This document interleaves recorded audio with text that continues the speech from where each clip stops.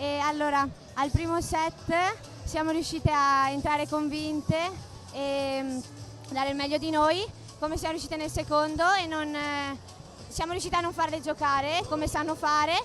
Il terzo invece abbiamo calato un po' e loro sono venute su e quindi ci hanno aggredito, e la battuta è quello che dobbiamo migliorare secondo me. E poi nel quarto set invece eravamo lì e eravamo convintissime, volevamo vincere e alla fine ce l'abbiamo fatta. Allora adesso andiamo alla fase finale, siamo una squadra composta da 3 diverse squadre e una collaborazione tra Costa, Aurora, Colle Umberto e Solandra, e quindi l'obiettivo nostro è di uscire e tornare in spogliatoio senza rimpianti e cercare di dare il massimo in campo, e quello che ci siamo poste in questa finale è stato questo.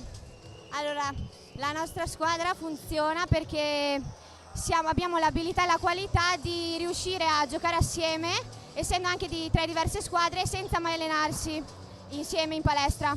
È una qualità che abbiamo innata, secondo noi, e quindi cerchiamo di portare l'Aurora Volley sul tetto della provincia e di rappresentarla al meglio.